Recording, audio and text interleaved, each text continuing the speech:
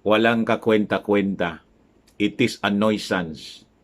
Just like your candidates na nuisance.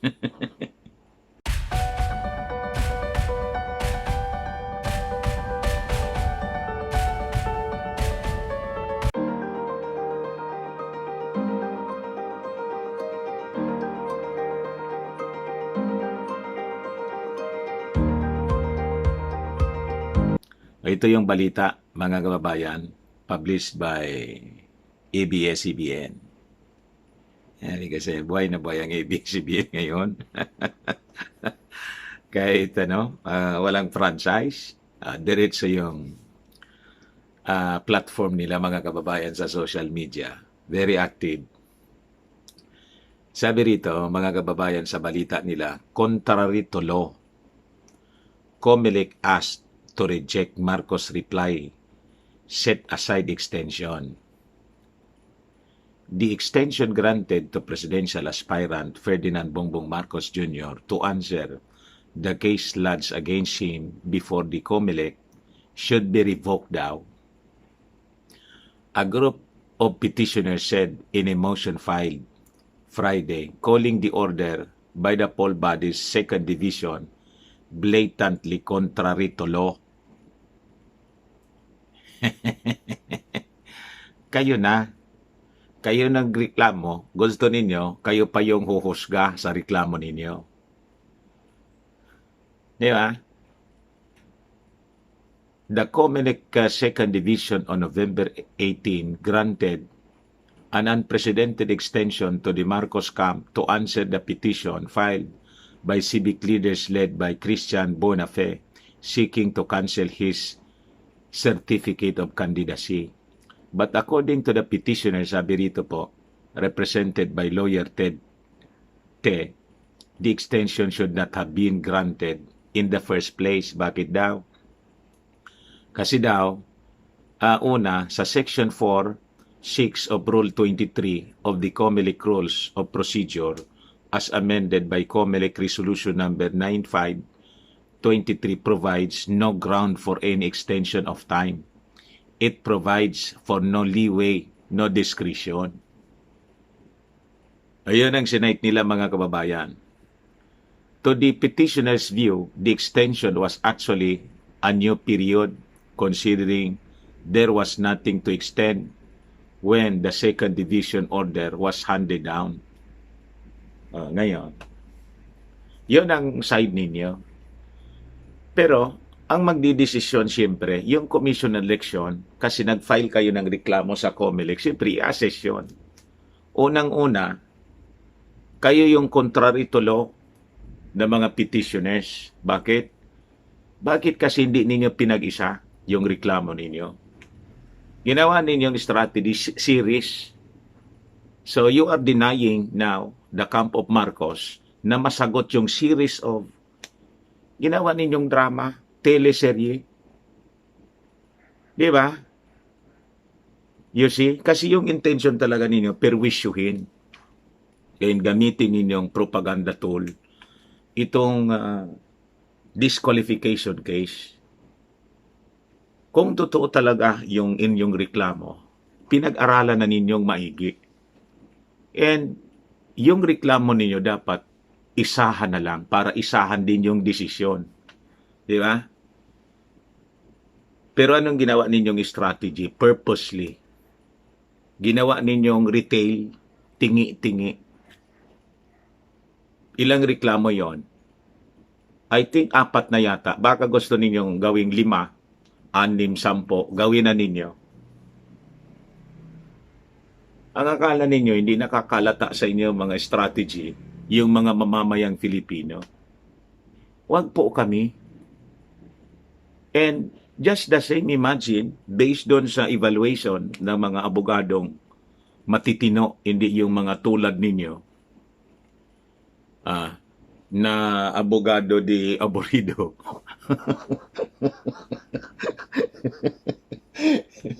Meron pala nandiyan, Mr. Maravillas yan. Aborido. Maaborido ka talaga. Di ba? Lagi kayong galit eh. Galit kayo kasi Alam ninyo, si BBM, mga kababayan, sabi nga ng mga analysis doon sa ginawang Red Day kahapon, by all indications, si BBM will sit as the next president. Inggit lang kasi kayo. In all the efforts ginagawa ninyo ngayon, kahit alam ninyo, sabi ng mga legal eagles, sabi nga, the experts of the law, na hindi nga kung iisipin natin, from Ateneo, from UST, din sila. Ini mga kakampi ni Bongbong Marcos.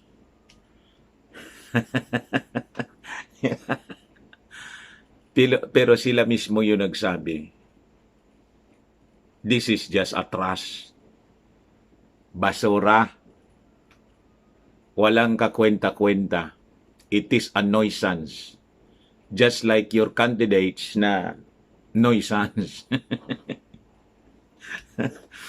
Yung mga kandidato ninyo na mga dilawan, nuisance. Naging nuisance, mga kababayan. Bakit? Tingnan ninyo ang ratings ninyo. Hindi ninyo magiba-giba ang suporta ng mga mamamayang Filipino kasi kay BBM. And yesterday, ako mismo ang witness in the Bicol region, mga kababayan. The Biliwik, sabi nga, baluarte ng presidential candidate na si Lomi. But kayo mismo yung testigo, mga kababayan. Napakarami na mga Bicolanos ang nagpahayag ng support. Walang bayad. Sila pa yung nagastusan. Ako nga, kinumpute ko kung ilan yung ilang yung gas na ubo. Siguro mga baka mag-worth 1,000 din siguro yon. Pero wala yon sa amin. We enjoy the caravan because of the, napakainit na response ng mga tao. All of them, kahit yung iba, sabi nga naulanan. Hindi naman masyadong maulan. Di ba? Nainitan at naulanan yung iba. Pero sabi nga, worth it if it is for the good of the country. Na gusto natin ibangon muli ang ating bayan sa pagkakalugmok. For more than 35 years na nagsamantala yung mga dilawan, promising heavens. Pero anong nangyari po? Nahulog sa impyerno yung ating bayan. You see? Kaya kayo, na mga petitioners, kung ako sa inyo, tumigil na kayo. Di ba? But I do understand yung mga abogado. Siyempre, boy ninyo din yan. And naintindihan din natin itong mga nagrereklamo. Kasi nga, their purpose, mga kababayan, is to stop their enemy. Sa kanila, kalaban nila, si Bongbong Marcos, ang mga Marcoses. Yun ang sa inyong, sa inyong posisyon. But never to the Filipino people. Kayo lang naman yung kalaban. Kasi may mga sarili kayong agenda din sa buhay. Sabi ko nga, pinagbigyan na kayo ng mga mamamayang Filipino. And that's the reason why nang ma-realize ng mga mamamayang Filipino, tingnan ninyo po ang massive ang support from north to south. You see? Sa estimate nga dito, mga kababayan, in the Bicol region, I think, kung lumamang man si Lomi, very slim siguro. Ang matindi niyan, mga kababayan, baka dito sa Bicol region, hindi natin, malayo pa mga kababayan, ang eleksyon. Baka nga, Pag hindi ninyo tinigilan sa pang-aapi si Bongbong Marcos, baka pati dito sa Bicol Region, mga dilawan, matalo si Lomi. Sa Caravan nga, italo siya sa numbers eh. Diba? Kaya ituloy ninyo yan, mga kababayan. And you know, ngayon may bagong chismis, mga kababayan pala. Isama ko na to. Pinanindigan na ng ating Pangulo ang pagiging marites, chismoso. Oh. May bago siyang chismis. Sabi dito, 36 minutes ago, President Rodrigo Duterte said, the unnamed presidential aspirant, laging unnamed, paduda. Sabihin mo na, tinutumbok mo si BBM. Eh na. Sabi ko nga kanina, mga kababayan sa komentary natin, it will be for the good of BBM if you attack him every day. As you attack BBM, you are attacking yourself. Bubulta at bubulta sa'yo. At dama yung anak mong si Inday. Diba?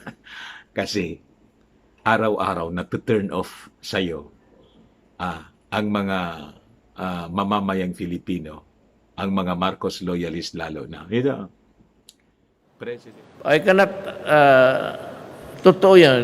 There's a candidate who was using cocaine. And you can ask yung mga mayaman. And sabi ng polis, bakit hindi natin hinuli? Bakit hindi mo hinuli, Presidente? Hindi mo alam ang mga mayaman. They go on yate, or in the air. Doon yan sila magsop-sop ng ano nila. Ako hindi ako nag-ano. Pero kung maniwala kayo, total marami mga mayaman tanong ninyo. Then, if you do not believe it, well, leave it that way. Basta sinabi ko, do not let it not be said later on that I did not tell you. Alam mo pala bakit hindi mo pinaabangan yung yung disembark or pagbaba sa eroplano. You see, you have that war on drugs. But hindi mo pinasundan doon sa yate? Then ina-apprehend mo. Bakit kwento ka lang ng kwento? Di ba? So, alata masyado, mahal na Pangulo. You just want to, create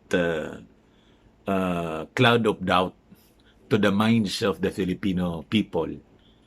Especially yung mga neutral pa. You want to win the support for your Niño Bonito na si Mongo.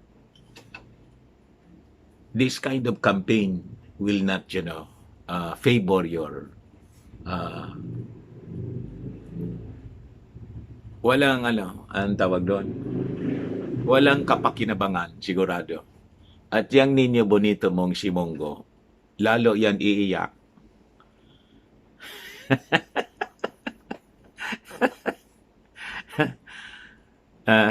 Okay po?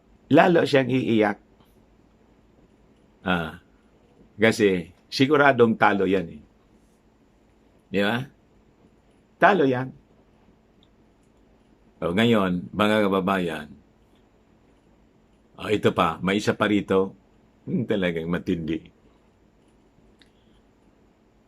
This was published by Rappler, sabi dito, for the record, Bongbong Marcos already addressed in a blog in May the urban legend that the real BBM died in 1975. Actually, may mga chismis nito noon pa.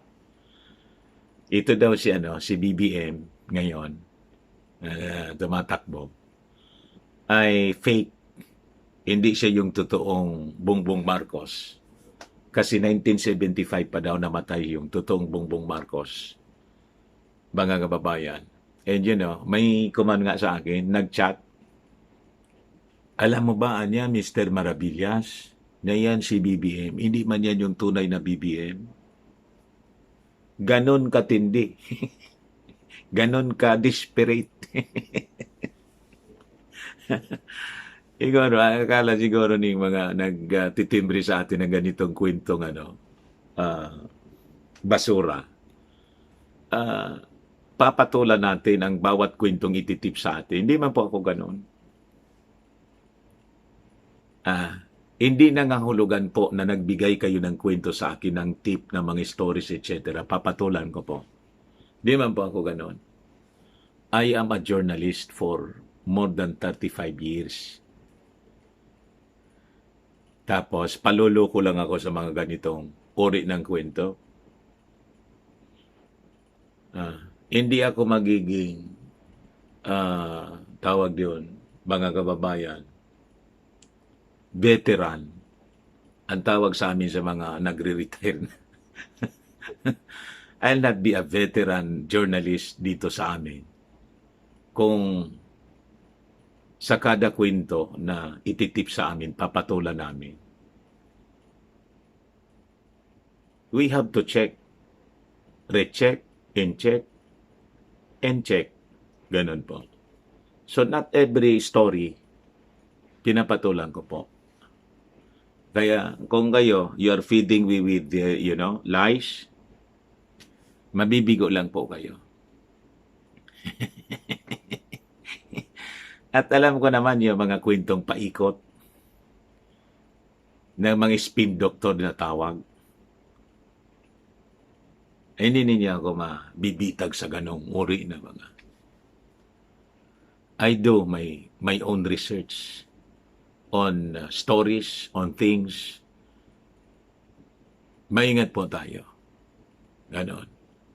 Kaya itong mga kwentong basura po, ibigay na lang po ninyo sa mga kauri ninyo na mga mabababaw.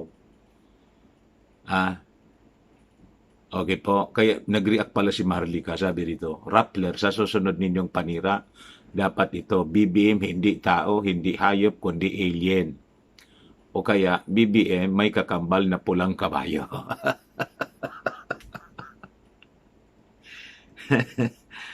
Kung ano-ano na lang ang ikinikwento ninyo. Tapos, ito naman po siya, isama ko na din itong sumakay na si Ping Lacson tapos si Soto sa issue ng cocaine. Nagpa-drug test. Lacson, Soto test negative for cocaine, other drugs.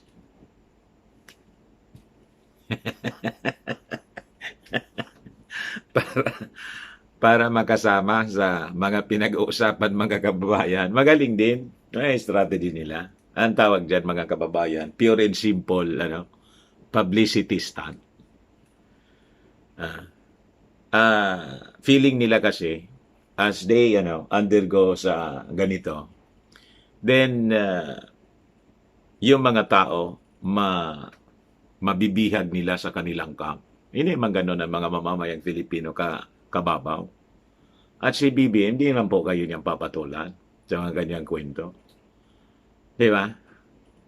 Ang mga ganyan sabi nga, yung sabuyan ng putik, it's gutter politics. Walang ganon. And people, mga kababayan, people know very, very well kung ano yung pagkatao ni Bongbong Marcos. Wala man siyang records na ganyan. Kaya wala man maniwala. Di ba? Kaya itong mga chismis na pinalilitaw ng ating Pangulo against Bongbong Marcos will just, disappear. The natural way. It will just die down. And the president is not actually hurting Bongbong Marcos. Lalo pa niyang tinopromote si Bongbong Marcos. Lalong lumalakas yung pagkatao ni Bongbong Marcos. Hindi natitinag kasi. Not distracted by any black propaganda and chismis. Even it is from the highest leader of this country.